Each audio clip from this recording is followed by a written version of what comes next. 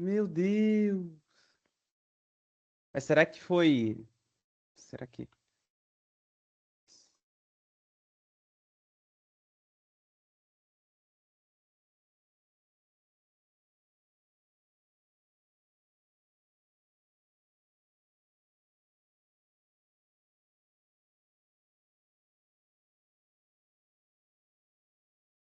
Me...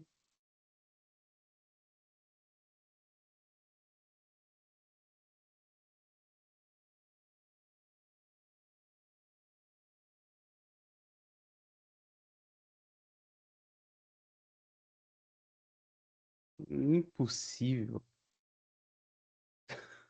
Tá certo, então vambora. Nossa,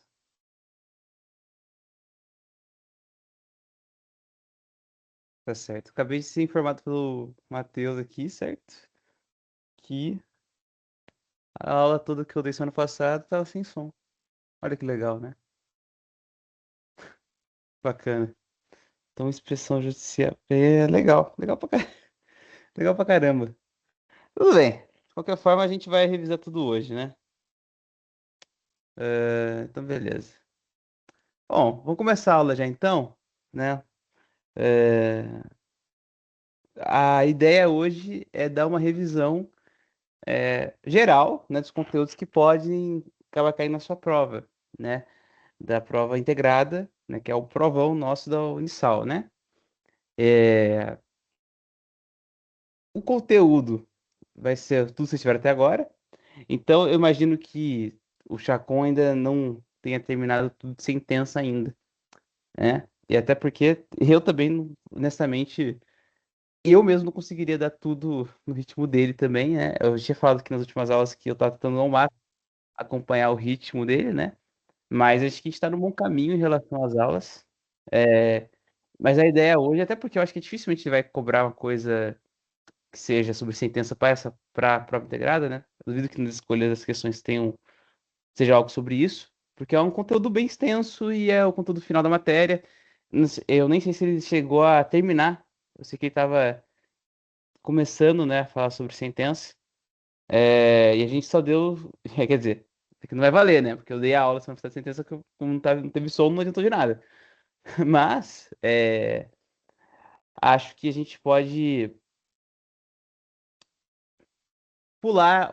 Pular não, né? Mas a gente pode ver com mais carinho outro momento a parte da sentença para a gente depois ir encaminhando. Agora, para a prova integrada, o que eu acho que é interessante todo mundo aqui estudar, né? É, é certo de que não cairá parte de recurso para vocês, aquela fase recursal, né? Então, se a gente tivesse aquela linha processual civil, o que eu diria que vai cair é toda aquela fase postulatória, a fase instrutória, com a fase saneadora ali também, e ao final, se for o caso, é, pegar a parte de classificação, produção de provas, que aí sim vai ser necessário que a gente reveja alguns conceitos, né? Deixa eu até ver aqui. Eu queria mostrar aqui para você. Linha processual. Vamos pegar aqui uma linha para a gente seguir só, para vocês entenderem o que eu quero fazer com vocês hoje aqui, ó. Então, vamos ver se aqui tá. Uma linha qualquer, pode ser qualquer linha. Ah, vamos ver. Sumário, tal, tal. Tá, isso aqui não. Ahn, tá. Essa aqui já vai servir pra gente. Então a ideia é seguir, ó. Aqui, ó. Vamos compartilhar aqui a. Aqui, ó. A ideia é que a gente siga mais ou menos isso aqui, ó. Então o que que é? É começar falando sobre esse trecho da fase postulatória, explicar essa fase saneadora aqui, a fase de saneamento, e explicar depois a instrutória, né? Essa fase decisória, que daí diz respeito aí às sentenças, não vou dar ela, porque eu acho que até para revisão da prova não vai ser uma questão que vai cair recorrentemente. O que eu vou falar da fase decisória é um trechinho da sentença só, mas a sentença não que é sobre a análise em si do mérito, sim, todas essas fases aqui. É aquela sentença lá que visa extinguir o processo, mas por conta de problemas verificados na inicial, problemas verificados, é, que nem a gente tem o julgamento liminar do pedido, né? O julgamento de procedência liminar do pedido, que eu acho que é um assunto interessante que a gente pode cair na sua prova. A sentença também que fala do julgamento conforme estado do processo após a análise da fase do saneamento, né? Quando você já tem a inicial, a resposta do réu, possível réplica ou tréplica, se for o caso, e através dela você tenha o julgamento conforme estado do processo, que é uma maneira de você extinguir o processo sem que seja necessária o início da fase instrutória, né? Que é uma possibilidade aqui prevista de encerrar o processo aqui, né? E aí que rompe um pouco a ideia aqui do procedimento comum, né? Que é uma possibilidade bem plausível de acontecer, bem comum de acontecer, mas que se fôssemos seguir esta linha toda aqui, essa fase aqui decisória não teria essa fase instrutória aqui, né? Você já teria um iniciamento do processo aqui. Então a gente vai pegar alguns trechinhos aqui que falam sobre a sentença e falar aqui também durante essas fases, né? E para isso, então, para começar aí de fato a aula, deixa eu só voltar aqui para o slide aqui da monitoria aqui. Aí, beleza. Então, para a gente começar, bom, é que não serviu de nada, né? Mas eu tinha falado até no começo da parte da, do começo da revisão da aula passada, falando sobre a questão da inicial, né?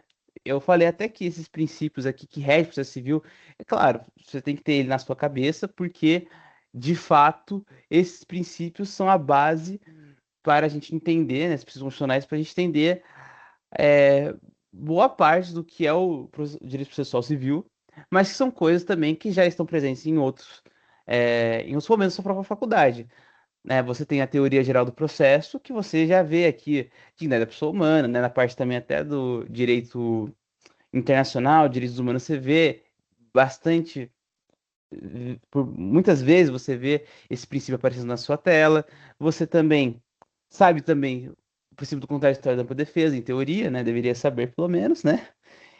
E boa-fé processual, igualdade processual, essas questões todas não são inerentes só do processo civil, são questões abrangentes de vários outros tipos de maneiras de você conhecer o direito por si só, né? Então, que nem você vê, né, a pessoa humana no direito penal, no direito constitucional, você vê no direito processual penal, você vê em todos os momentos. É um direito constitucional que abrange todas as matérias. Então, não é próprio do processo civil, né? A gente tem princípios que são próprios, ideias que são próprias do processo civil, mas esses aqui são normas fundamentais do processo civil, mas também são normas que estão presentes, que você já viu em outro momento da sua faculdade. Então você não precisa lembrar disso para processo civil, porque isso queria dar dentro de você, certo? Então tem por que a gente ficar revendo isso. A petição inicial, eu acho que também é uma questão fácil de você lidar. Não sei se vocês já tiveram a produção de peças, né? Peças de direito civil. A primeira peça que você faz, né? Isso, quem me deu isso foi a professora Luísa, né? Que foi a primeira peça que eu fiz de processo civil, que vocês vão ter também, é a petição inicial. Então, talvez vocês não tenham tido, não tenham visto ainda como é que faz, ou não tenham feito ela ainda, né? Mas, se você for ver, ela é uma peça simples e objetiva. Ela tem alguns requisitos que tem que estar para você ter admissão da ação e tal, para você não sofrer o indeferimento inicial, né? Mas, assim, juízo, qualificação das partes, causa de pedido, os pedidos, valor da causa, provas, e depois indicação de audiência de conciliação e mediação, se tem o interesse ou não dela, são coisas também que esses requisitos mais intrínsecos é um conteúdo obrigatório da petição inicial, né?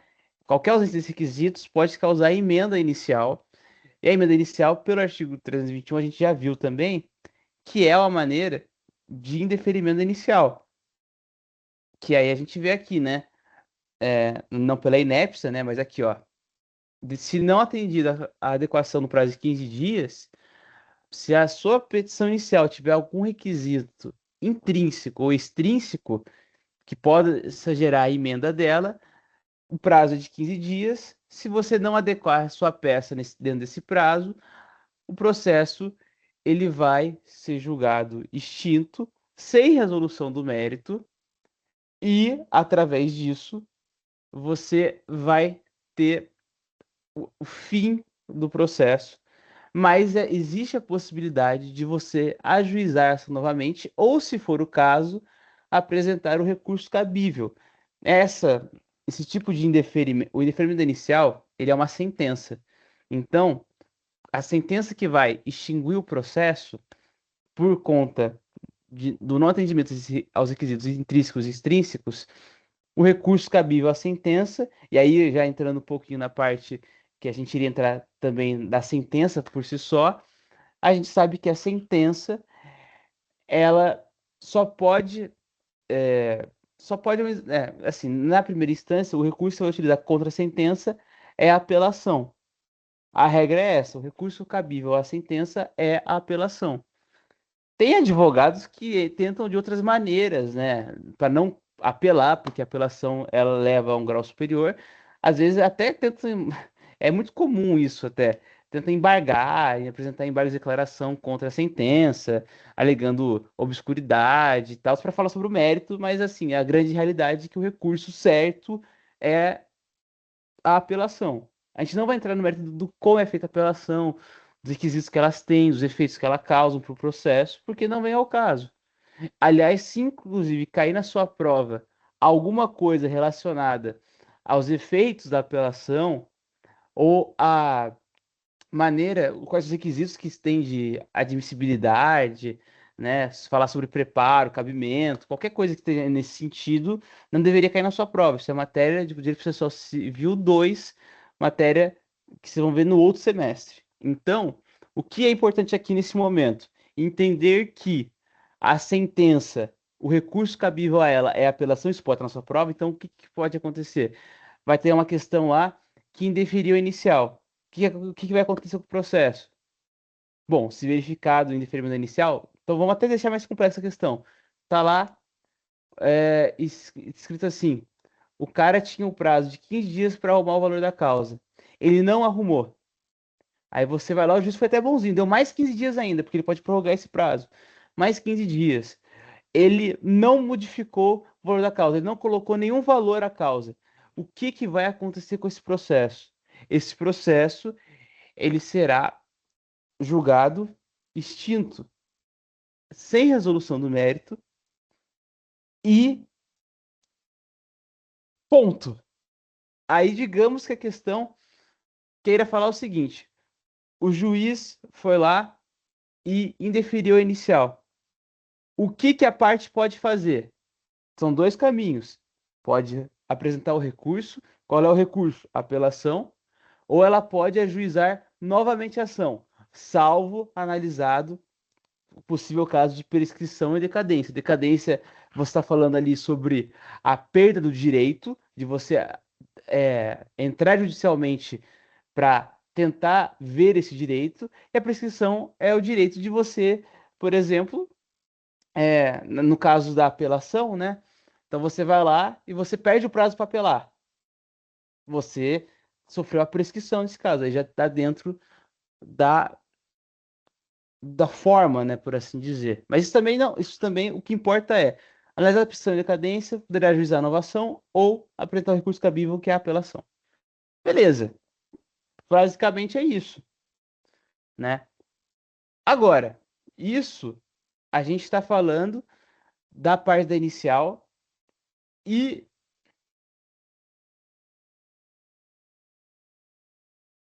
peraí que agora eu vi que o fone tá com pouca bateria. Impressionante, tá com pouca bateria porque eu carreguei ele ontem, né? Mas aí, acho que agora vai. Pô, eu carreguei ele ontem. Como é que pode ser essa bateria? Tudo bem. Talvez tenha sido ligado, né? Tudo bem. O que eu tava falando? É da inicial. Pontos ainda que são importantes para a sua prova. A análise dos requisitos extrínsecos da inicial. Então, você Eu falei prescrição, né? Perdão, eu falei, preclusão, tá, gente? Agora que eu parei pra pensar, preclusão, no caso, é a perda da faculdade de praticar auto processual. A prescrição, como eu estava falando, tá certo, mas a análise que está no artigo é sobre a prescrição, preclusão, não prescrição. Prescrição é a perda de direito por conta do tempo, né? Do tempo de inércia da parte no processo. Eu tava falando, tá certo o que eu falei, só que não é o caso do que a gente tá falando da inicial. A gente tem que analisar a preclusão, no caso, né? Não prescrição. Claro que também a prisão pode ser durante o processo também, mas não é o caso. O que eu tava querendo falar era mais em relação às hipóteses de análise indeterminada inicial. Então, só para corrigir isso, porque eu falei errado, né? Então, voltando aqui, vamos lá. O que que a gente tem que analisar dessa parte dos requisitos extrínsecos que pode cair na sua prova também?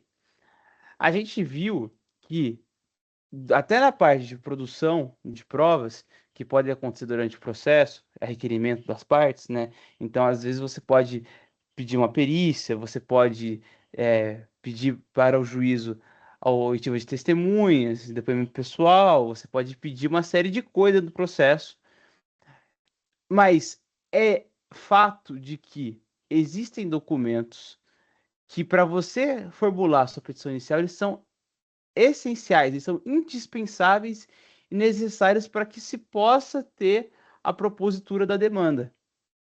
Então, em relação a isso, a ausência de qualquer um desses documentos pode caracterizar uma ausência de requisitos extrínsecos da inicial, que é um requisito, a demonstração de documentos para começar a ação. Outra coisa também, algumas exigências que não podem faltar, que também podem gerar emenda inicial. Qualificação das partes. Se as partes não estiverem devidamente qualificadas, a procedimentação não deve acontecer. Deve acontecer uma emenda inicial, né? Se o juiz, né, ou verificar que faltou qualificação das partes, ele pode dar o prazo de 15 dias para a emenda inicial, assim como o recolhimento de custas, a parte deixa de recolher aquelas custas iniciais do processo. Isso pode gerar emenda inicial também. No caso, deverá gerar emenda inicial, né? Declaração de hipossuficiência visando gratuidade e justiça. Mesma coisa, também pode gerar. Coisas que faltam para a própria causa, a ausência de um contrato, de uma certidão de nascimento, algum documento importante para começar a demanda, também pode gerar emenda inicial. A ausência de procuração, também pode. O advogado não apresenta lá a sua procuração com aquele negócio de outorga de poder. Você já deve ter feito em alguma faculdade alguma coisa nesse sentido de fazer a procuração, né? De fazer esse instrumento, né? E claro, também deve desse processo de colocar os documentos essenciais, deve também mostrar, né, documentos que falam se é possível ajuizar essa ação, se não passou o tempo, né, para ajuizar a ação. A gente falando daquela parte da preclusão, decadência, né, do direito. E aí você também tem a possibilidade de que alguns documentos. Então, olha só como é que está escrito aqui, né?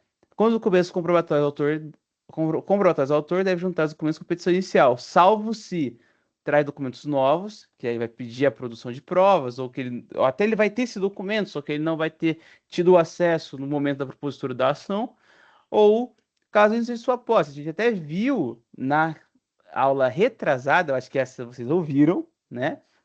É, a questão da. Cadê? Onde é que está? É antes. É porque é antes do depoimento pessoal. Cadê? Perícia, pipipi, popopó. Cadê? Registro no Z. Pois problemas documentos. Tá por aqui.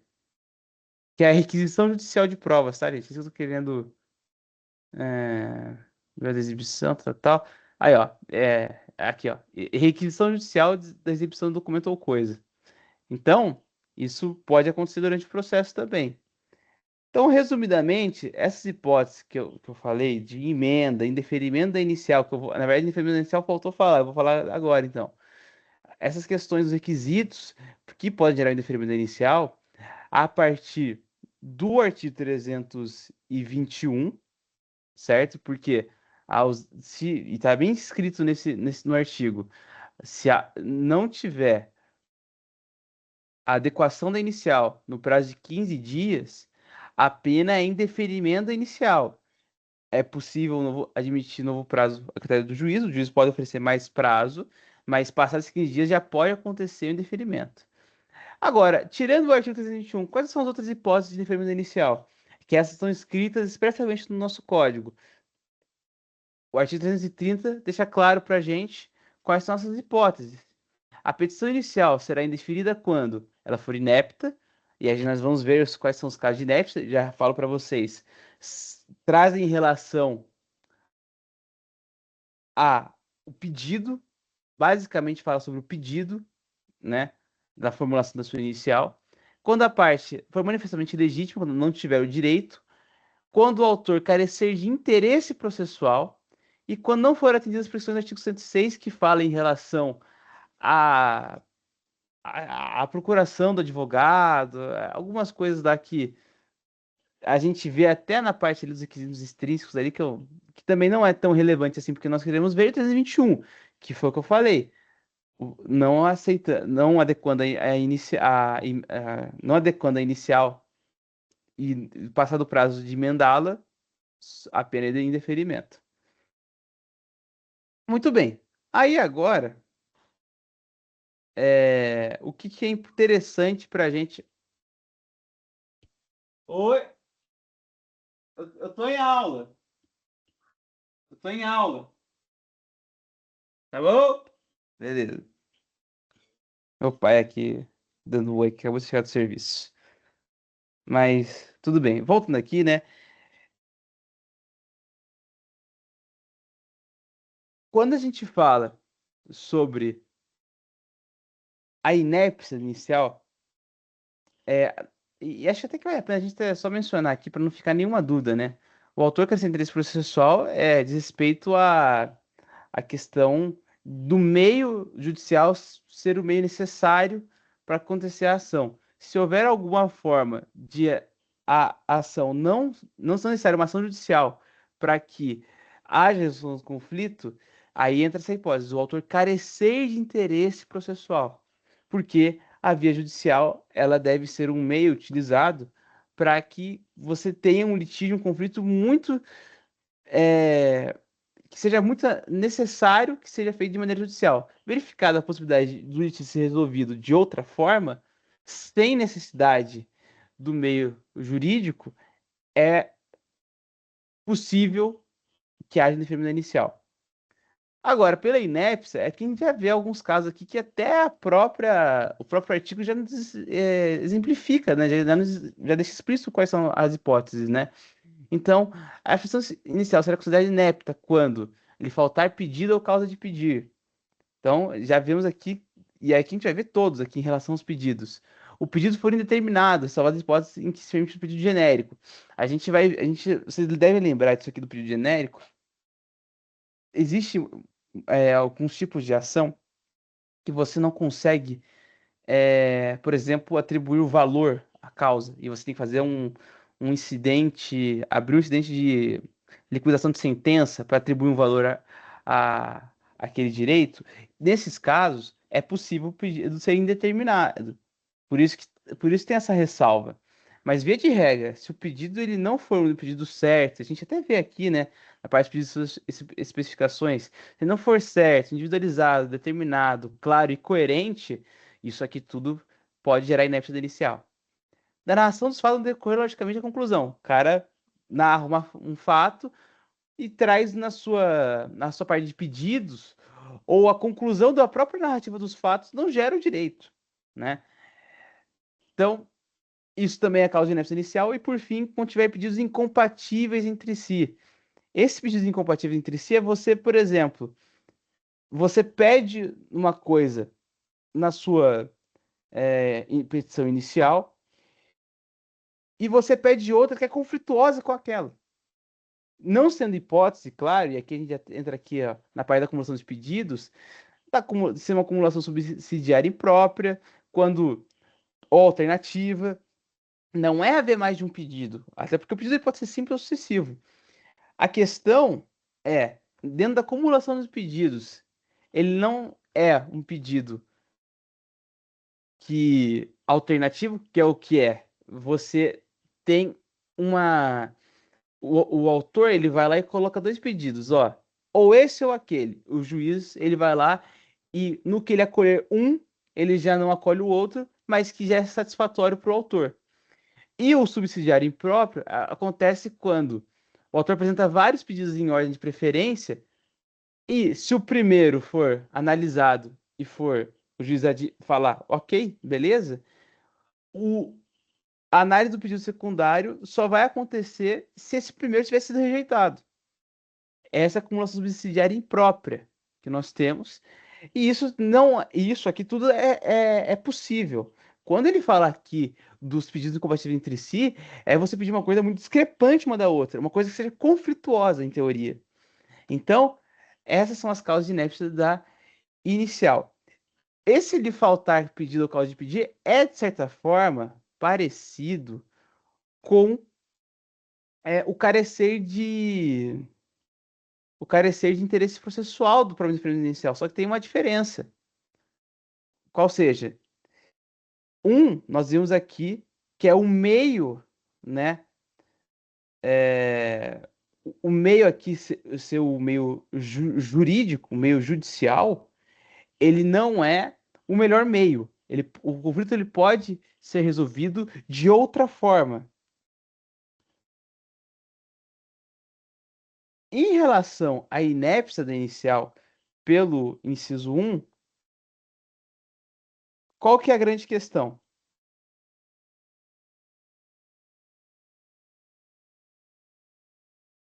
É quando, como eu posso dizer, o autor não vai especificar o que deseja obter com a ação. Ou quando os fatos, os fundamentos jurídicos não justificam de fato o seu direito. Então, um fala sobre o meio, o outro está querendo falar da própria análise da inicial. Então, essa ausência de um esclarecimento em relação aos fatos, aos fundamentos jurídicos para justificar o pedido, e em relação à não especificação do que ele pretende com a ação judicial, é uma diferença sutil em relação a esse primeiro começo de lhe faltar pedido. Mas acho que fica claro que um está falando que o meio não é necessário, o outro ele não esclarece por que ele está escolhendo o meio judicial. Entendeu? No que diz respeito, então, a essa análise do lhe faltar pedido e a causa de pedir, a gente já entendeu que é quando aí sim a diferença é bem mais clara, quando os fatos e os fundamentos não geram o pedido, não justificam o pedido. Então, isso é a inépcia inicial. Agora sim, gente, para não perder tempo, e acho que a gente está perdendo algum tempo muito com a inicial, porque eu acho que vai cair, tá? Eu acho que se tiver uma questão que pode cair na prova, acho que tem relação com essas questões de deferimento, emenda inicial. Agora, temos que andar. A gente tá vendo inicial, a gente sabe que é uma possibilidade possível. E aí a gente. São textos curtos, né? Então, quando que pode acontecer o aditamento inicial? Quando, após a citação do réu, mesmo que nesse último caso, apenas com o seu consentimento. Então, a análise aqui é de antes e após a citação do réu. Em todos os casos pode acontecer, mas em relação ao réu já ter sido citado, apenas com o seu consentimento. É uma maneira, então, de você colocar mais coisas no sinal que faltou, certo? E aí tem gente também que aponta que, após a fase saneadora, mesmo com o consentimento do réu, deveria não acontecer o editamento inicial, mas não é vedado. Isso não é vedado, certo? E aí também, claro, tem outras coisas também aqui, mas também que não cabe também. Acho que eu quero dar um pouquinho de tudo, não queria pular cada slide, mas tudo aqui acho que é importante, de certa forma. Então, eu queria só pontuar algumas coisinhas. Para genéricos também aqui, não precisamos perder muito tempo. Não, aqui, isso aqui é interessante. Procedência liminar do pedido. É uma maneira que, mesmo antes da citação do réu, é possível o juiz, analisando liminarmente a ação, ele julgue a ação improcedente, resolvendo o mérito, analisando o mérito da questão, quando ele ficar que é dispensável a instrução probatória. Ou seja, quando ele verifica que ela faz instrução, não precisa nem acontecer. E na verdade nem precisa do réu. Só que é muito raro isso acontecer? Mais ou menos. Até um pouco, tá? Tem até caso aqui que, por exemplo, pessoa em decadência, quando o juiz já verificou a pessoa em decadência. Beleza, não vai acontecer. Contradição a precedente obrigatório. Também é uma possibilidade. Quando tem essas possibilidades, essas hipóteses aqui de aplicação, nessas situações que também são atípicas também, né? Quer dizer, essas duas, primeiras não, mas existem outras situações atípicas também que podem acontecer, né? Esse, essa ferramenta ela é válida de utilizar. Qual é a grande questão? Isso é uma sentença, a parte ela pode, e aí fica uma questão. Essa improcedência liminar do pedido, ela tem que ser, porque ela está especificada no artigo 1015, inciso 2, e aí vai até rapidinho o artigo 1015, inciso 2, só para a gente ver um negócio aqui importantíssimo, ó. E aí vocês não têm agravo de instrumento, né? Mas o agravo de instrumento, ele é um pouco curioso nessas horas, porque ele fala aqui, ó. Cabe agravo de instrumento com decisões interlocutórias que versarem sobre rejeição da alegação de confusão de arbitragem. Então, na verdade, aqui não é uma sentença, é uma decisão interlocutória, entendeu? Por isso cabe agravo e não apelação neste caso. Agora,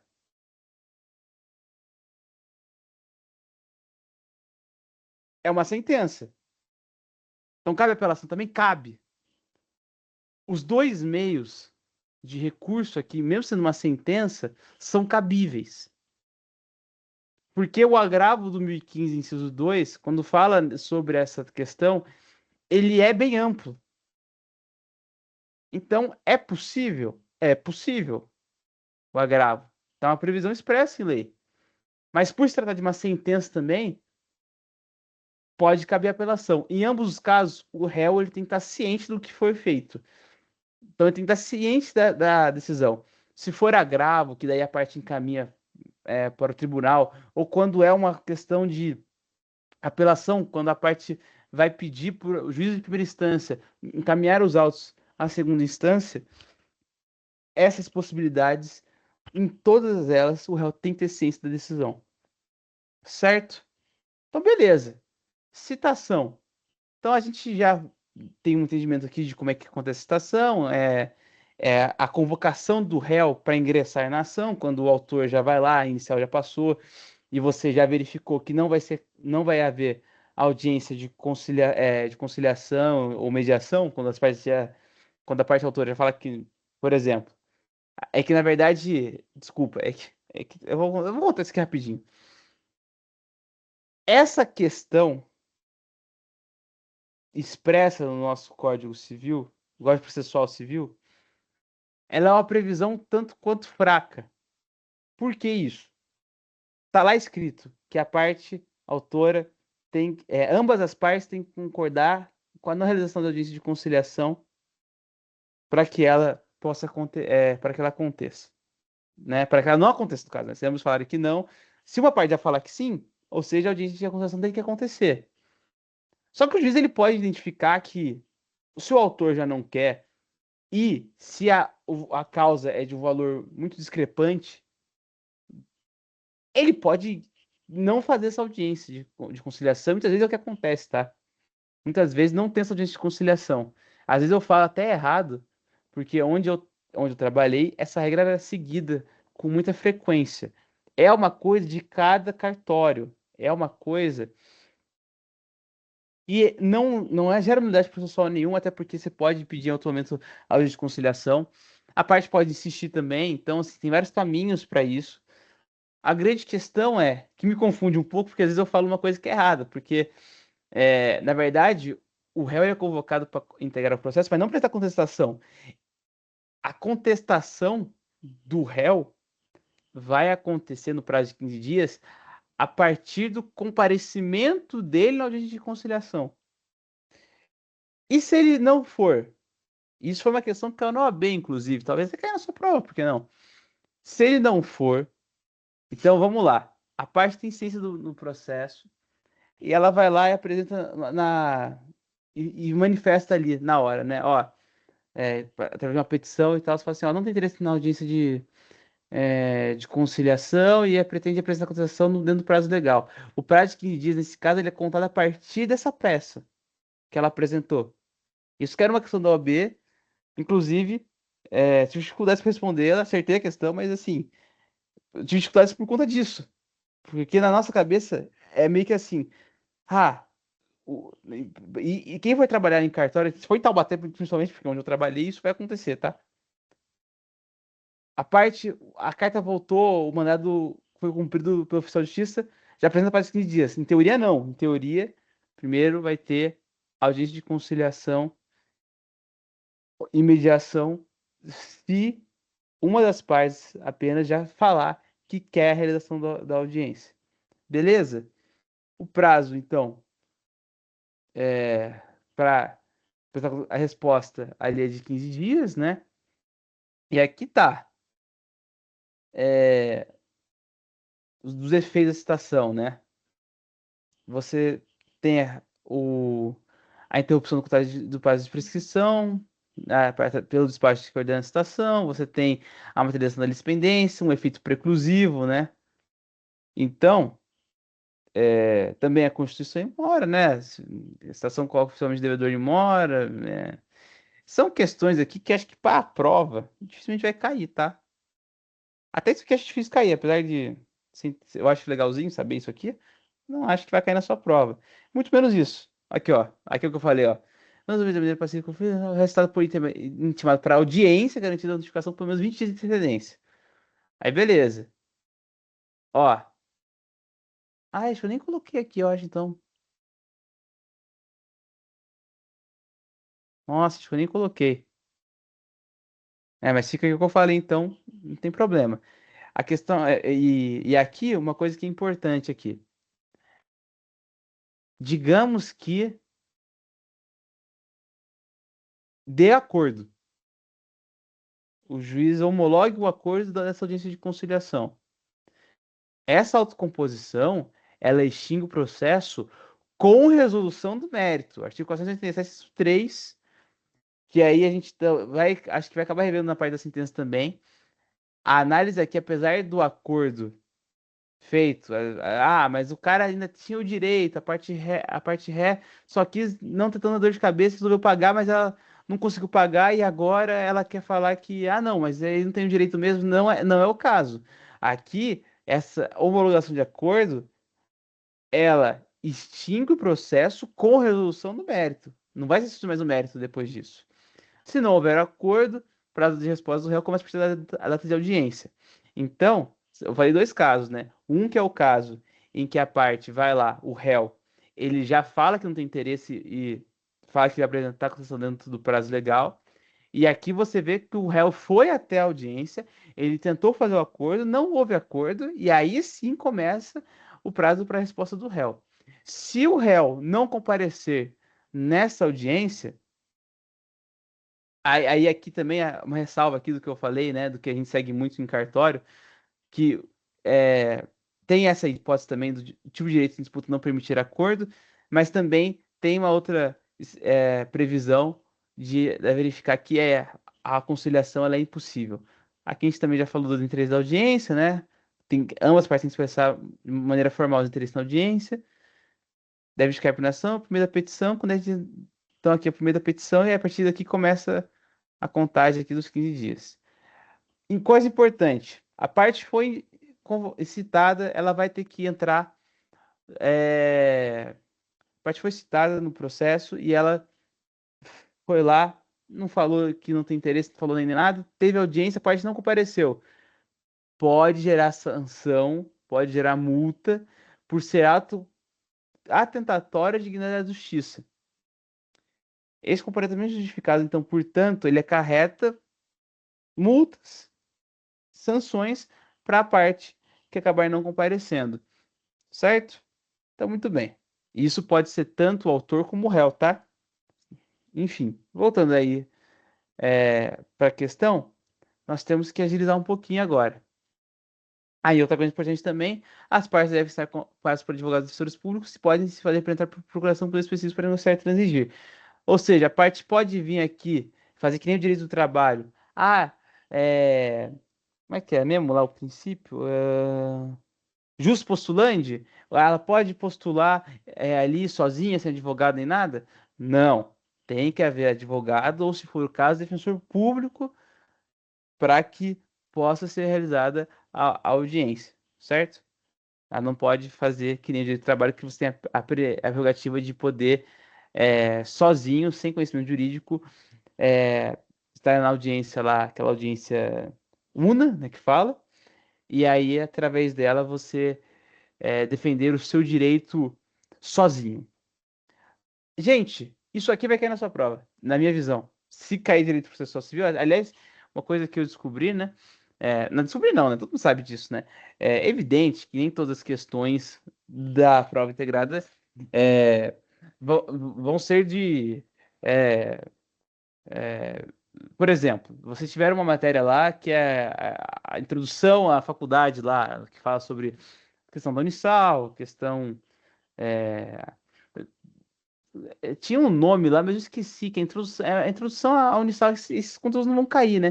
Direito processual civil, talvez nem apareça, matéria recente assim, tal, talvez ele apareça numa prova mais pra frente. Mas se tiver alguma questão de direito processual civil, tutelas deve cair. Por que isso? Porque tutelas têm várias classificações. Tutelas são mecanismos é, muito interessantes de você utilizar e não é longo, é curto. E aí aqui até, deixa eu até ver se isso aqui tá. Isso aqui, ó, isso aqui, ó, isso aqui, ó. Você vai fazer o seguinte aqui, ó. Vamos fazer o seguinte? Isso aqui não existe. Isso aqui tá no exato do Chacon, mas isso aqui não consta, não. Beleza. Tutelas, rápido, rapidinho, pra gente já, depois, se for o caso, falar sobre também um pouquinho de provas. Concentração, acho que também tem poucas coisas para falar, então beleza. Tutelas. O que que é isso? Princípio da efetividade, hein, gente? Aquele princípio lá atrás. Veja, se você tem alguma hipótese do seu direito por conta da demora do judiciário não poder ser atingido, porque a análise tem que ser muito mais rápida do que o próprio processo acabou inviabilizando pela sua própria demora, pelo excesso de processo no judiciário, às vezes você pode ficar lá para trás. Para preservar esse princípio, e aí a gente lembra lá atrás, aqui, ó, efetividade, princípio da efetividade, concretizar os direitos reconhecidos. Aqui, tendo a ideia de preservar, e é uma análise que a gente vai ver, é uma análise preliminar, mas visando preservar a ideia de que o cara tem esse direito, as tutelas foram criadas para ver casos rápidos, em que existe. Casos rápidos não, perdão.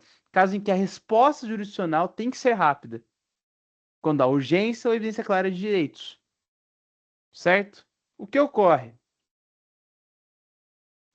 A gente tem a ideia, então, que por conta da demora do próprio judiciário em às vezes dar a resposta rápida, cria-se um mecanismo de proteção ao direito, que é a tutela. A tutela decidida pode ser classificada de duas formas, de maneira mais abrangente: a tutela definitiva e a tutela provisória. O que nós vamos ver aqui, na verdade, é mais a tutela provisória, tá? Porque a gente vai entender agora, na verdade, né? Não adianta, não tem que eu ficar devagando. Qual que é a diferença da tutela definitiva e provisória? A definitiva, o próprio nome já fala. Ela é um direito adquirido resultante de um processo cognitivo exauriente, processo de conhecimento que já aconteceu lá atrás, e visa segurança jurídica. A principal característica da definitiva é que ela já está analisada. Ela é, portanto, imutável. Existe existe a possibilidade, dentro do princípio da imutabilidade ali, né, da ideia da tutela definitiva, que se houver ação rescisória, esse direito pode ser perdido. Mas isso é uma exceção muito improvável de acontecer na prática, por isso ela tem como principal característica essa imutabilidade. A classificação dentro da tela definitiva, ela pode ser uma tela definitiva cautelar, que aqui a gente vai apagar porque isso aqui não existe, não tem. Eu não achei, pelo menos. Se alguém depois. Ah, não, perdão, calma, calma. Tem sim, tem sim, tem sim. Que não tem é cautelar antecedente. Isso aqui não tem. Eu tô, calma, calma, tô tirando coisa que não tem. A tela definitiva pode ser cautelar ou satisfativa. Nós vamos ver no próximo slide a classificação de cada uma delas. A tela provisória, qual que é a diferença, então, da definitiva? O processo, o procedimento ainda não acabou. A ideia dela é preservar o direito até a decisão final. E então a sua maior característica, portanto, totalmente diferente da definitiva, é que ela é reversível. Se ela não for reversível, não se pode conceder a tutela. Ou seja, quando você for conceder a tutela, o direito que a tutela entregou à pessoa não tiver caráter de reversibilidade, ela não pode ser deferida, portanto. A tutela provisória, ela pode ser de urgência, que é a mais comum, ou de evidência, que é bem rara. A gente vai ver cada uma delas rapidinho. Tutela definitiva satisfativa. E aí a gente tem que ir para dois caminhos. A tela definitiva satisfativa vai se dividir em conhecimento, certificação de direitos e execução, cumprimento de sentença. O que isso quer dizer? A gente já viu que a demora pode colocar o risco de identificar, isso tudo a gente já sabe, certo? A questão é que nesse tipo de tutela, na definitiva satisfativa, deixa eu pensar na melhor maneira de explicar isso. Aliás, acho que é melhor a gente começar pela cautelar, na verdade. Para a gente depois diferenciar da satisfativa. A tela definitiva cautelar, qual que é a principal característica dela? Ela tem um caráter assecuratório. Ela está destinada a proteger o direito em disputa de efeitos danosos do tempo. Ou seja, não busca a sensação direta de um direito, mas sua preservação para que possa ser satisfeito futuramente. Então, qual é um exemplo que está no slide do Chacon? Reiteração liminar na, na posse de uma ação possessória, na posse, né? Na posse de uma ação possessória, ou resto de bens. Não sei se vocês já viram a resto de bens, como é que funciona.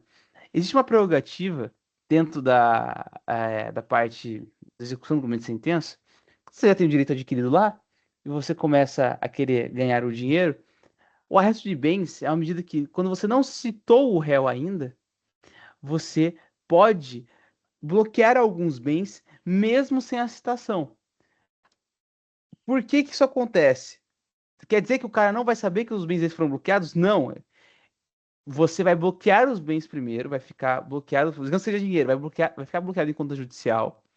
E esse bem só vai ser entregue à outra parte quando houver cessação do réu e se passar o prazo para ele eventualmente apresentar uma impugnação com meio de sentença, por exemplo. Se ele não apresentar nenhum recurso, o direito ali já vai ser entregue à parte, nesse caso, sendo um cumprimento de sentença. Aí você tem uma tutela definitiva cautelar, porque você sabe que, por exemplo, esse dinheiro, às vezes o cara pode colocar ele em outra conta, talvez ele saia dali daquela conta e vá para outro lugar. Com a ideia disso, você criou essa tutela para que você não precise, nesse caso, citar primeiro, ou melhor, citar se for como se está errado. Você tiver que intimar o cara no processo novamente, para só depois fazer o bloqueio da penhora dos bens. A definitiva satisfativa, o direito já está entregue a você. Então, como é que tá a definição ali? A demora na satisfativa pode colocar em risco o direito reivindicado, evidenciando a importância dos mecanismos processuais para prevenir o perecimento do direito devido à lentidão da justiça. É só uma parte ali, ressaltando também o conceito geral das tutelas. Em uma você já tem o direito adquirido, esse direito já é seu, e no outro você vai ter o direito ali, mas ele só vai ser entregue no final, mas já tá ali, já tá concedido a você. Só tem que verificar se não há mais nada a ser analisado. Então as duas ideias, um já concedido o direito, o outro ainda não, tem a ideia de que você vai tê-los, ou você já teve, ou você ainda vai tê-lo. A tela provisória, ela, até pelas próprias características dela, a gente já tem algumas diferenças. Qual que é a diferença? Vamos lá. Tutela provisória, e aí a gente não vai entrar ainda de urgência nem na de evidência. A gente vai primeiro classificar elas pelo caráter dela. Como assim? A tutela pode ser antecipada ou cautelar. Cautelar a gente já vai pegar ali um pouquinho, né? É... Eu acho até que agora eu vou pensar o seguinte. No slide do Chacon, eu acho que quando ele falava sobre a cautelar antecedente, acho que ele se confundiu e queria colocar aqui, mas tudo bem, não tem importância. A tutela cautelar, na tutela provisória, ela protege o direito reivindicado, evitando seu perecimento à possibilidade de realização futura. Nossa, eu vou ter que dar uma olhadinha aqui com ele em relação a isso aqui também, hein? Agora para pensar. Mas tudo bem. Vamos voltar aqui. A grande questão da tutela provisória é que ela sendo cautelar, ela vai proteger esse direito e a de maneira antecipada, ela já vai você já vai passar o direito a ela, a parte, no caso, que está pedindo. Por que isso? Porque em uma você vai ter, digamos que você tem um caso em que a pessoa está passando por um problema de doença, uma enfermidade, e ela vai querer, portanto, que você precisava entrar no hospital. O plano de saúde não autoriza que ela entre no hospital por qualquer motivo e você está com uma tela provisória. Vai adiantar ela se cautelar? Ah, não, você vai ter esse direito aqui. Só que, veja, você não vai poder utilizar ele ainda. Não, não. A tutela tem que ser de caráter antecipado. Porque se não for, o que que o cara pode sofrer, pode morrer com aquilo e não vai servir para nada. Total perda do princípio da efetividade. Então, você já antecipa o direito sobre a pena de no futuro, ele por ser reversível, se for o caso, ele perder, ele não teria de fato aquele direito, não vai ganhar a ação. A tutela cautelar, por outro lado, ela já protege um direito já reivindicado, certo? Tutela provisória de urgência. E aí, é claro que a gente já viu, então, que sendo uma tutela provisória de urgência, já pensamos no quê? Que ela tem esse caráter, né, de preservação do princípio da efetividade. Mas ela sendo provisória, o nome mesmo já diz, ela ainda não vai ser dada a você. Ela é uma análise preliminar. Mas como é que a gente, então, qualquer caso vai poder pedir tutela de urgência? Não é verdade. Nós temos dois conceitos fundamentais na tutela provisória de urgência que, através deles, você pode conceder ou não a tutela. Quais são essas duas ideias? Um é a fumaça do bom direito e o dois é o perigo da demora. A fumaça do bom direito diz respeito a você ter a presunção de que aquilo ali é verdade. Mas foi o que eu falei. Apesar de ser uma presunção, e se não for verdade? Bom, é uma análise preliminar. A decisão tem que ter caráter de reversibilidade. Então, ela pode no futuro ser alterada. Mas na primeira análise tem que estar demonstrado que havia sentido, havia possibilidade daquele direito ser verdadeiro. E tem que ser colocado em xeque o período da demora. Tem que haver alguma justificativa porque esse direito não pode ser concedido posteriormente. Como eu falei, aquele caso do cara que está no hospital, está em estado, né, ele precisa entrar no hospital, só que aí o plano de saúde vai lá e barra o cara. Pô, é mais do que razoável o perigo da demora aqui. Tá muito fácil de comprovar. Pô, se o cara não entrar no hospital, ele pode morrer. É um exemplo. Então tem que estar essas duas características na tela provisória de urgência, sob pena dela não ser admitida. Agora, se o réu não apresentar a outra parte, né, não apresentar impugnação contra a tutela, o processo ele pode ser extinto e a decisão pode continuar surtindo seus efeitos. Ela pode ser atacada de outra. Digamos que a parte esqueceu de fato da tutela. Perfeito. O que ela pode fazer, então, para que a tutela provisória de urgência pare de surtir os seus efeitos? E já tendo. E ela não apresentou impugnação específica para a tutela. No caso, ela poderia apresentar até agravo, ela poderia apresentar, se for na fase final, já decidiu o processo numa apelação, talvez, né? Se ela passou o prazo. Passou o prazo não, né? Passou muito tempo e ela quer analisar isso em apelação, ela pode fazer também. Caso não tenha impugnação específica para isso, ela pode até ajuizar uma ação autônoma para retirar esse efeito, né? Então, essa é a prova de urgência. Então, em relação à tela provisória de urgência ainda, caráter antecedente, a gente já viu. Ela pode ser solicitada antes, através de requerimento anterior da tela definitiva. E de caráter incidente, quando ela pode ser solicitada durante o processo principal, através de requerimento concomitante ou posterior à tela definitiva.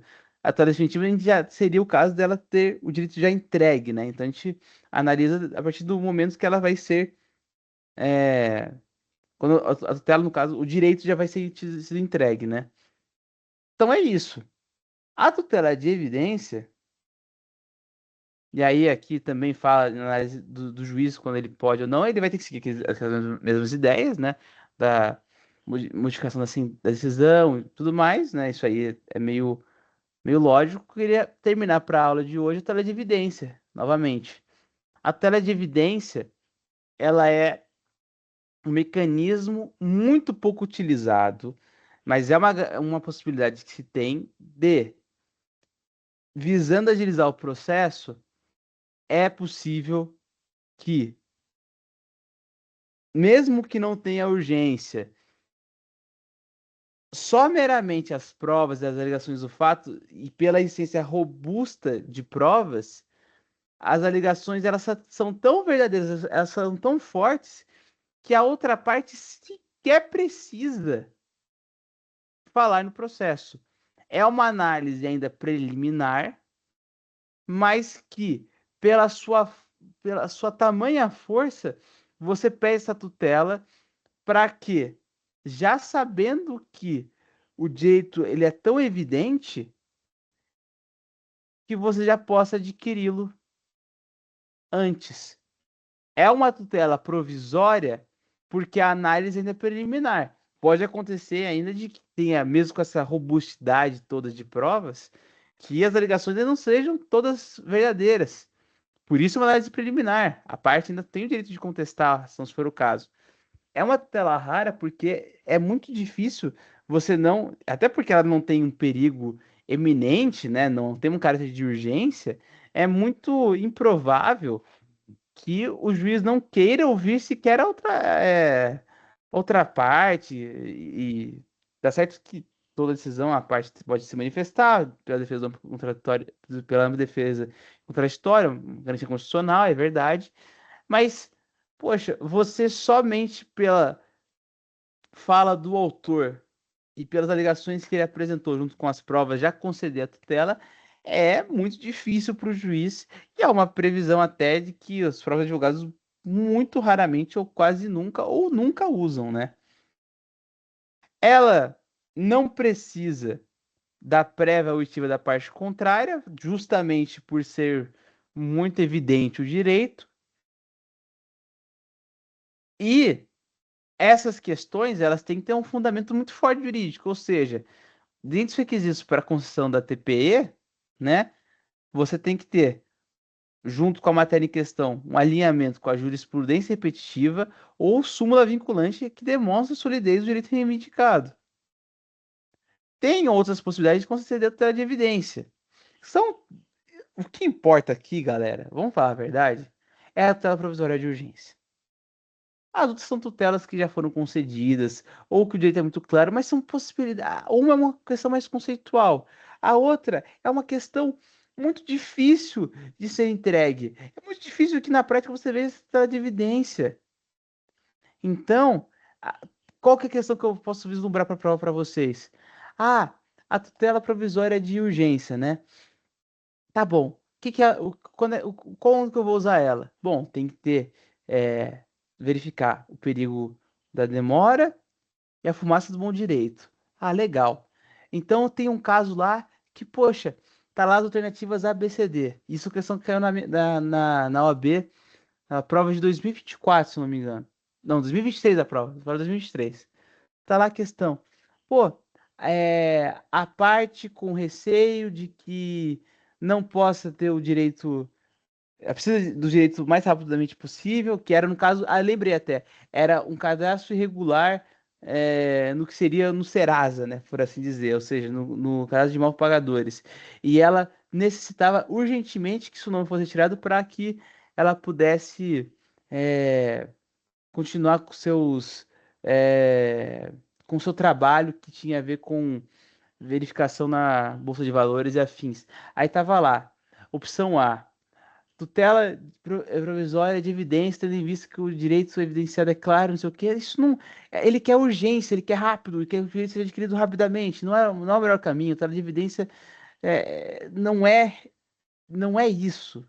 Não é. Não tem esse caráter. Aí beleza, opção B, tutela provisória de urgência. E não precisa sequer demonstrar a fumaça do bom direito, tem que demonstrar sempre. A opção D, que fala que era certa, falava sobre isso. A opção C era para seguir o rito comum, né? Entrar com uma ação, é, de ação declaratória, eu acho, para que declarasse que, mas nada a ver com nada, para seguir e basicamente era para seguir o rito comum, entrar com uma ação e esperar o processo acontecer. O cara quer para ontem. Se ele quer para ontem, ele quer o quê? Tutela provisória de urgência. Mas ele tem que verificar o quê para conceder a tutela? Para o juiz conceder.